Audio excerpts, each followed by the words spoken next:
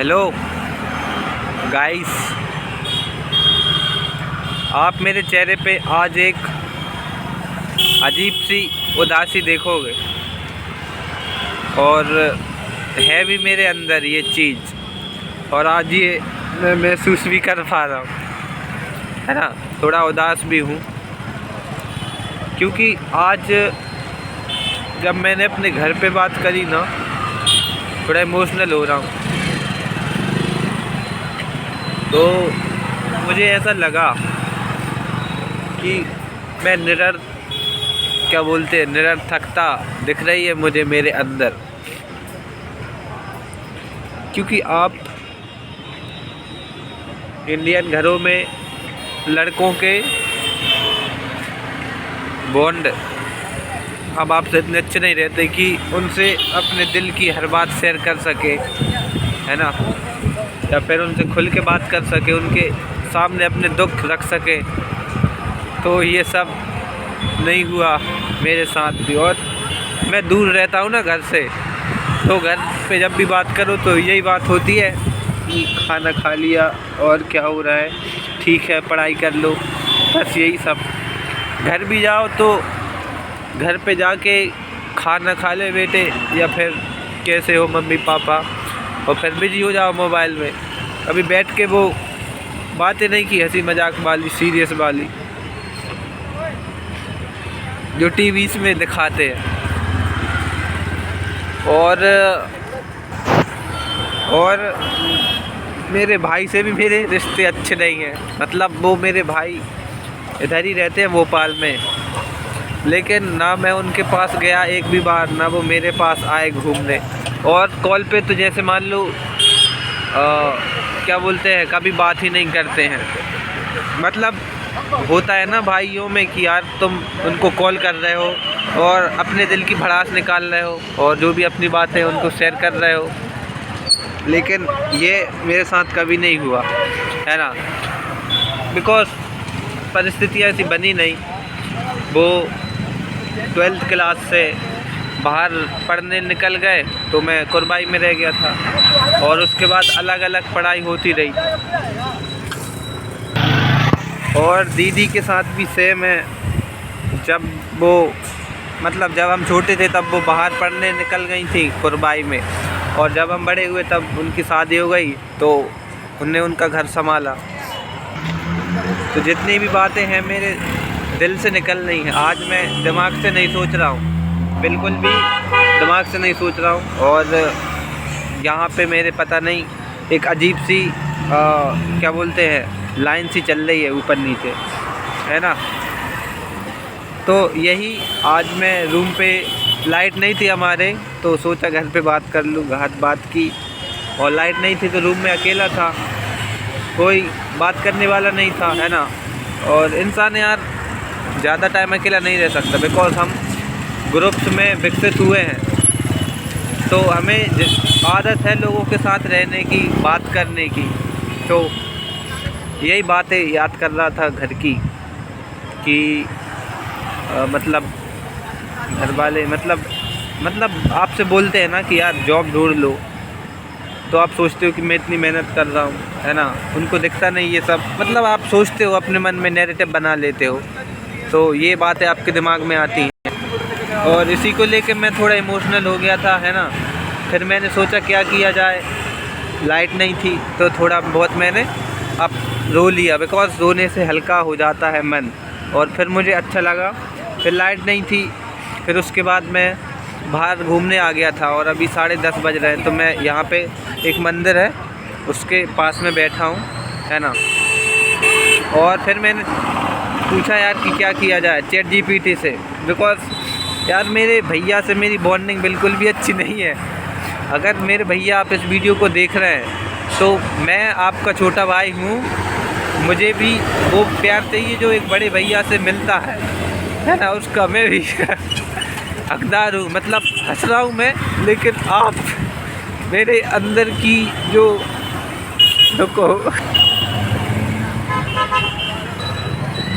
मतलब मैं इतना इमोशनली वीक नहीं हूँ, बट रिश्ते होते हैं ना यार, जो आपके सबसे करीब होते हैं, तो फिर मैंने चैट जीपीटी से पूछा क्या करना चाहिए। उसने बताया कि अपने भाई को एक मैसेज भेजो व्हाट्सएप पे कि भैया आपसे अकेले में कुछ बात करनी है ना, बहुत टाइम हो गया, हमने अच्छे से बात नहीं की, खुल के बात नहीं की।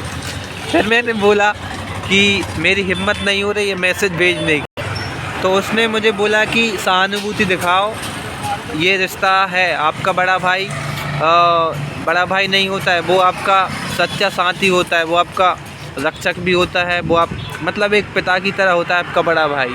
तो उससे बॉन्डिंग बनाओ, रिश्ते अच्छे बनाओ। और सेम दीदी जी मतलब मेरी बहन, आपके साथ भी बिल्कुल सेम वो फीलिंग शेयर करना चाहता हूँ। यहाँ से लोग गुजर रहे हैं तो अजीब लग रहा है मुझे, बिकॉज़ मतलब लोग देख तो नहीं रहे बट होता है ना एक कि आप मत बताओ अपनी पर्सनल चीज़ें किसी को। तो भैया दीदी मॉम डैड सभी अगर इस आप वीडियो को देखें तो मैं आप सभी लोगों से बहुत ज़्यादा प्यार करता हूं और आप सभी लोगों के सपोर्ट की ज़रूरत है। सोसाइटी को लगता है कि अब लड़के बड़े हो गए हैं तो उनको जल्दी से जल्दी जॉब दे दो और बस मतलब वो कैसे भी करके घर वालों को पैसे देते रहे, नो मैटर उनके अंदर क्या चल रहा है, उनकी लाइफ कैसी चल रही है, मेंटली वो कैसे सफ़र कर रहे हैं, बिल्कुल भी मैटर नहीं करता। बस आप नौकरी पे लग जाओ, गधा मजदूरी करते रहो, कोई भी नहीं देखता। लेकिन ये चीज़ आपकी फैमिली देखती है। बस ये है कि आप उनसे शेयर नहीं कर पाते हो कभी कभी, या फिर कभी नहीं कर पाते हो। एंड इंडियंस घरों में यही होता है, मेरे मतलब सबके साथ तो नहीं, मतलब ज़्यादातर घरों में ये चीज़ें कॉमन होती है। हमेशा से मेरा सपना रहा है कि जब भी मैं सफल होऊंगा या फिर मेरा एग्ज़ाम निकलेगा ना, तो सबसे पहले मैं अपने मॉम डैड को ये खुशखबरी दूंगा और अपने पापा को गले लगाऊंगा। लेकिन ये कभी हो नहीं पाया है मुझसे। तो ये बातें क्यों कह रहा हूँ मैं, क्योंकि आज मेरे अंदर से निकल रही ये बातें। एंड मेरे पास आज कोई है नहीं जिसके साथ मैं शेयर कर सकूँ अपने गम। तो नहीं कहूँगा गम, मुझे किसी बात का नहीं है,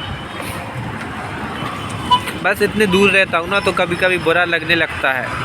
आज सोच रहा था दीदी को कॉल लगाऊँ तो लगाया, बट सोच रहा था उनके साथ थोड़ा बैठ जाऊँ, मतलब कॉल पे बात करूँ और उनके साथ अपने दिल की जो भी चीज़ें हैं उनको बोल दूँ और थोड़ा सा कॉल पे रो लूँ, लेकिन नहीं हो पाया। फिर बात बंद कर दी। फिर सोचा चलो चैट जीपी से पूछूं भाई से कैसे बात करें, तो उसने सल्यूशन दिए बहुत सारे, बट नहीं हो पा रहा था, ये भी नहीं हो पा रहा है। कोशिश करूँगा, मैसेज भेजूँगा कि भैया बड़े भैया आप मेरे मार्गदर्शक बनिए, है ना, मुझे सपोर्ट कीजिए, मैं आपका छोटा भाई हूँ। मुझे अपने जीवन में बहुत ज़्यादा ऊंचाइयाँ हासिल करनी है और ये सफ़र अकेला तय नहीं होगा मुझसे। मुझे ज़रूरत पड़ेगी अपने भाई बहन की, मॉम डैड की, और सबसे ज़्यादा अहम मेरे अंदर की, बिकॉज़ जब तक मैं मजबूत नहीं होगा तब तक मैं चीज़ों को नहीं कर पाऊँगा। और ये चीज़ आज मुझे बिल्कुल परफेक्ट टाइम पे पता चली है। मैं 20 साल 4-5 महीने का हो गया हूँ कि क्यों आपके लिए रिश्ते बहुत ज़रूरी हैं। जब मैं अपने रूम पे था ना, लाइट नहीं थी, तब मैं ये चीज़ सोच रहा था कि अगर मैं बन भी गया कुछ ऐसा और उसके बाद मुझे बाहर ही रहना पड़ेगा ऑल ओवर लाइफ, तो मेरे रिश्ते कहाँ जाएंगे? मेरे भाई, मेरे बहन, मेरी मॉम डैड, इनसे तो मेरे रिश्ते दूर ही हो जाएंगे ना, बस फ़ोन पे बात हो जाएगी। तो ये चीज़ मुझे अभी बिल्कुल राइट टाइम पे पता चली है कि आपके जीवन में रिश्ते कितने इम्पोर्टेंट हैं, है ना। मतलब आप कुछ चीज़ प्राप्त करोगे ना, जैसे आपको जॉब मिल गई, आप करोड़ों रुपए कमाने भी लगे और आपके साथ कोई बैठने वाला भी नहीं है जो आपकी बातें सुन सके, आपके डेली की बातें सुन सके, तो फिर ऐसी सफलता मायने नहीं रखती है मेरे हिसाब से। और अगर आपके पास आपका परिवार है तो इससे बड़ी सफलता कुछ नहीं है, बिकॉज़ हम इंसान बने ही इसलिए कि हम ग्रुप्स में रह सकें, इवॉल्व हो सके, ना कि अकेले गुफाओं में रह सकें या फिर अकेले बिल्डिंगों में रह सकें। और शहरों में देखता हूँ ना मैं, मेरे आसपास लोगों को किसी से कोई मतलब नहीं है भाई।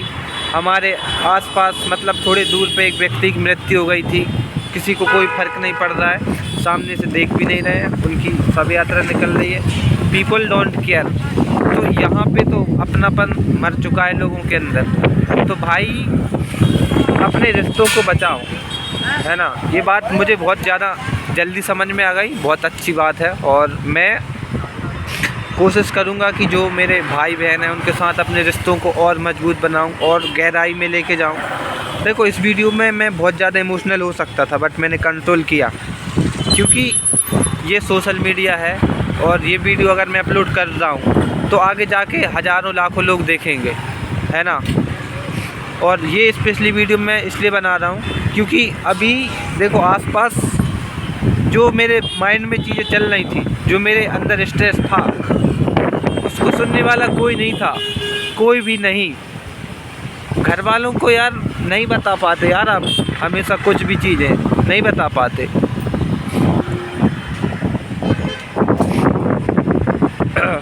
मैं बहुत ही ज़्यादा मेहनत करूँगा मॉम डैड, डोंट वरी।